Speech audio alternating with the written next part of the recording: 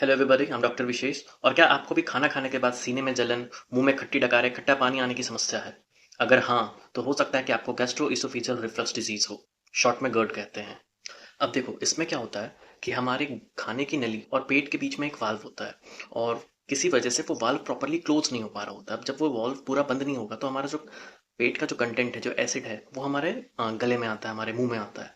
तो इसी पूरे कंडीशन को कहते हैं गर्ड।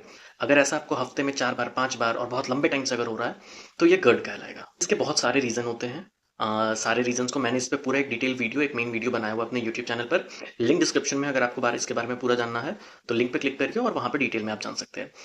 तो गर्ड के सिम्टम्स क्या होते हैं? सबसे पहला तो खाना खाने के 1 घंटे बाद, आधे घंटे बाद सीने में जलन होना, मुंह में खट्टा पानी या खट्टी डकारें आना। फिर ऐसे पेशेंट को हो सकता है कि बहुत टाइम से खांसी रहता हो, कफ रहता हो, वो बार बार अपना इस तरीके से करके अपना गला साफ करता रहता हो सकता है कि उसे सांस लेने में दिक्कत हो, उससे उसका गला हमेशा खराब रहता हो। इस तरीके के सिम्टम्स होते हैं इसके। अब अगर बात करें इसके ट्रीटमेंट के, तो इसके ट्रीटमेंट में सबसे पहला जो इंपॉर्टेंट फैक्टर होता है वो होता है lifestyle modification. If you are an obese person, अगर आपका वजन ज़्यादा है तो सबसे पहले अपना वजन कम करो। वजन कम करते ही गर्ड ठीक होने लगता है। दूसरा पॉइंट है कि आपको कभी भी पेट भर के खाना नहीं खाना है। अगर आपको बार बार भूख लगता है तो आप दिन में 4 बार खाओ, 5 बार खाओ, पर कभी भी पेट भर के नहीं खाना है, पेट खाली रहना चाहिए। तीसरा पॉइंट होता है इसमें कि आपको सोने जाने से 2 घंटे पहले अपना डिनर कंप्लीट कर लेना है। तो ये तो सारे हो गए लाइफस्टाइल मॉडिफिकेशन। और इसमें सबसे इंपॉर्टेंट पॉइंट है, अगर आप सिगरेट पीते हो, अल्कोहल कंज्यूम करते हो, बहुत ज़्यादा चाय पीते हो, बहुत ज़्यादा कॉफ़ी पीते हो, बहुत स्पाइसी फूड खाते हो, ये सारे बहुत इंपॉर्टेंट रीजंस होते हैं गर्ड के।